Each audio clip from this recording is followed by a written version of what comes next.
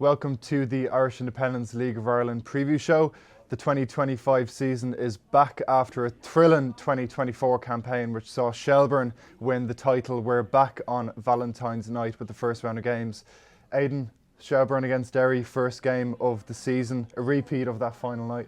Yeah, and I suppose a lot has happened since the end of last season. A lot of changes at Derry in particular. Shelbourne probably a couple of minor tweaks. So it's not as if there's wholesale changes. Some squads we've seen that over the close season. Waterford in particular, it'll be more or less a new team that plays. So it's really kind of trying to fix what was wrong last year, and Shelbourne just tweaking one or two things and see can they do the same again. Derry have had a busy off-season signing a couple more experienced players in Northern Ireland internationals, etc., etc. Shelbourne have been busy as well with the likes of Ellis Chapman, Mipo Odebeko. There'll be a lot of eyes on them, and they're defending their crown. Obviously in 2025 it's a different challenge.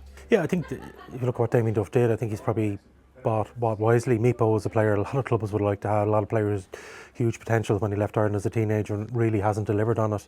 One of those frustrating cases of Irish soccer for a player who really has so much in him and hasn't done it.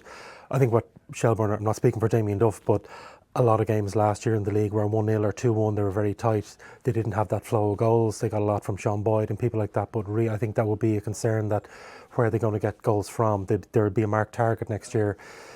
People will figure them out more. So someone like Mipo coming in, and Kerr McInroy. I've never seen Kerr McInroy play, but Damien Duff says he remembers him from the Celtic Academy from the time that Damien Duff was there. He's huge hopes for him. Imports from the UK don't always work. You look at Dundalk last year, most of them, more of them failed than worked.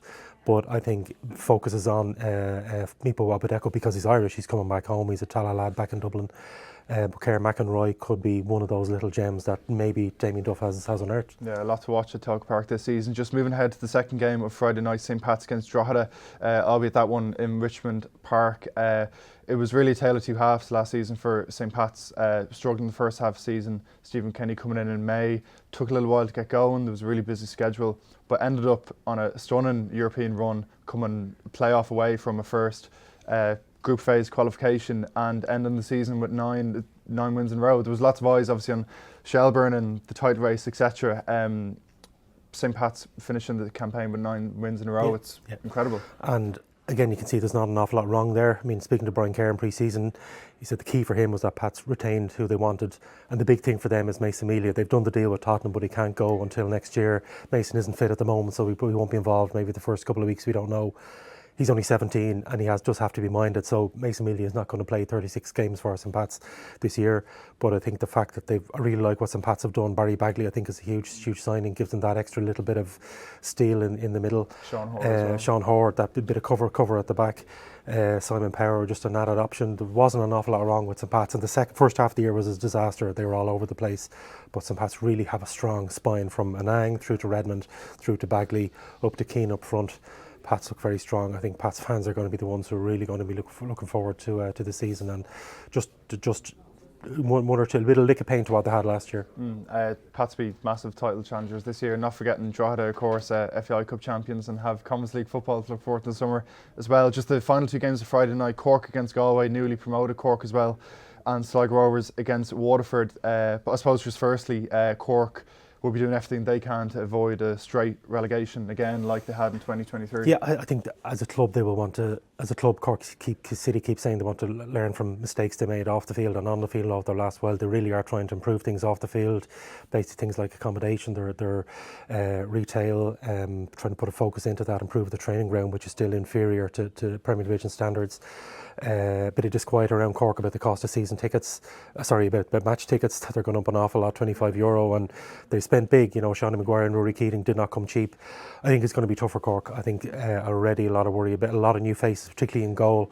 A lot of managers like to start. Most teams are starting off with their goalkeeper. Shelbourne of Conor Kearns, Bowes of Kasper Horonjka. Most managers like starting off from that basis. Cork have a new goalkeeper coming in, and it takes a long time for a goalkeeper to settle. I'd be a bit concerned about Cork. I would be a bit concerned about Cork in terms of how they start. 3 huge games to kick off the 2025 Premier Division on Friday night. Sligo Rovers against Waterford on Saturday, but the weekend finishes in a landmark game at the Aviva Stadium. Big Dublin derby, Bowes against Shamrock Rovers. over 25,000 tickets sold as of last Monday. Set to be a League of Ireland record attendance. The match aside, it's shaping up to be an absolutely monumental day, landmark day for the League of Ireland. Yeah, the FAI Cup final has changed the last few years. For a while it was for the hardcore, for fans and maybe one or two neutrals from the league, but now it's a day out. Look at the crowds hitting over 40,000. When I started watching football, I never thought you'd see an FAI Cup final hitting that kind of mark. So it's there in the calendar. People want to go. People who aren't League of Ireland fans or football sports fans want to go. I think it'll be fascinating to see how it works. 25,000 tickets sold already. They may hit more with promotion across the weekend. Maybe on the day you might get more walk-ups. It won't hit capacity, it won't hit 49,000, but I think it'll be a marker to see. Do more people do that? St Pat's and Shelbourne and Bohemians are all going to have capacity tested at their grounds because they're all in around the 4,500 mark. Shamrock Rovers are different because they can have 10,000 in Tallaght. That's adequate for their needs.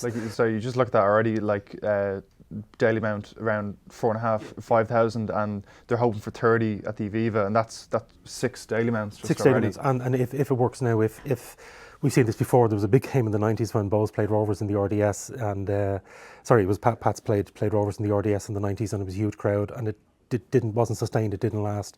But if this can become a thing, I think ticket prices may be something they need to look at. A lot of people complaining about there is a cost of hiring the venue, and Bohemians are trying to future-proof themselves for the hard years when they're out of Daily Mount, but there weren't that many. It was quite hard to find student tickets and things like that, so maybe if this works, maybe tweak it a little bit and make more concessions, more student tickets available. But I think you could see more derbies, and instead of having Bows and Shels in Daily Mount with 4,500 people there, but with 5,000-10,000 people locked outside or unable to go, to maybe open up Daily Mount again. And if it works, so as a match, it's going to be fascinating. Alan Reynolds coming in can't afford a repeat of last year. It was a disaster, one of the worst seasons Bohemians have had in 25 years. Shamrock Rovers on high, they're in Europe, they're coming in at the back of a European game, so there's a lot at stake from the match anyway. But as a spectacle, if this works, this really could be a landmark. Leinster Rugby, for example, moves some games from the RDS to Lansdowne Road. If this does work and they can sustain that for future matches over, I think it could be a thing. So we'll have a lot more afternoons out in the Aviva Stadium, or Friday nights in the Aviva, the two of us sitting there and 30,000 people there instead of 3,000. Hopefully, Aidan. Just finishing off, Shamrock Rovers obviously coming into Sunday off the back of the first leg in Smolda on Thursday night, second leg in Tallaght next week, but there'll be a lot of, from a Bows point of view, there'll be a lot of eyes on the Moose this year. An absolutely remarkable signing. Signed for Sheffield United for €10 million in 2019.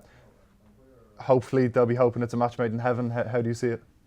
I think it'll be one or the other. I think it'll be an outrageous success that he will score an unbelievable amount of goals, and clubs around Europe will say, how do we let this guy slip through our fingers and end up at a club in Dublin?